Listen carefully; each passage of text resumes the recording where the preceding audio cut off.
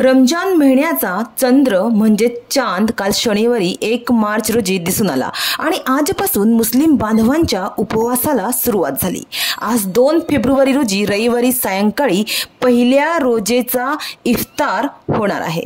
त्यामुळे बाजारात फळ विक्रेत्यांकडे फळांची खरेदी वाढली आहे। तर रोजा म्हणजेच उपवास हा खजुराने सोडला जातो, त्यानुसार बाजारात विविध प्रकारचे खजूर दाखल झाले आहेत। शनिवारी रात्री चंद्रदर्शन झाल्यानं आज रविवारपासून उपवासाला सुरुवात झाली आहे।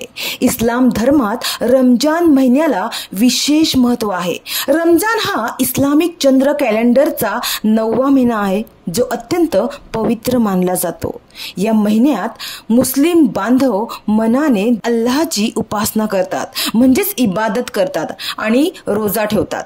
तसेच अल्लाहच्या प्रार्थनेसोबतच नेकीचे मदतीचे कार्य करतात। तर दररोज रोजा ठेवणारे मुस्लिम बांधव रमजानच्या शेवटच्या दिवशी अल्लाह यांचे आभार मानून ईद उल फितरचा उत्सव म्हणजेच रमजान ईद हा सण साजरा करतात। तर मान्यतेनुसार सन 610 मध्ये इस्लामिक कॅलेंडरनुसार मोहम्मद पैगंबर यांना 9व्या महिन्यात पवित्र कुराण शरीफ यांचे ज्ञान प्राप्त झाले। तेव्हापासूनच आजपर्यंत रमजानच्या पवित्र महिन्यात दरवर्षी मुस्लिम धर्माचे लोक उपवास करतात आणि शेवटी ईद उल फितरचा उत्सव साजरा करतात।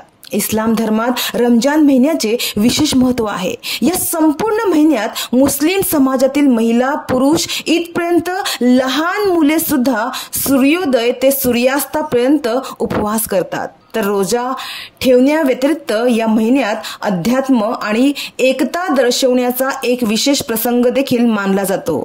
रोजे ठेवून शरीर आणि आत्मा शुद्ध केले जाते। तसेच रमजान हा बरकतीचा महिना आहे। तर रमजानचा मुख्य संदेश पुण्य कमवा आणि पाप जाळा असा आहे आणि एकूणच आनंदी रहा असा रमजानचा मुख्य संदेश आहे। तर आम्हाला आशा आहे की तुमचा रमजान शांत, आनंदी आणि ज्ञानवर्धक असेल। तुमची नमाज अल्लाह ऐको व तुम्हाला रमजानमध्ये सुदृढ आरोग्य लाभो अशीच अपेक्षा आहे। विकास समाचार तर्फे सर्व मुस्लिम बांधवांना रमजानच्या हार्दिक शुभेच्छा।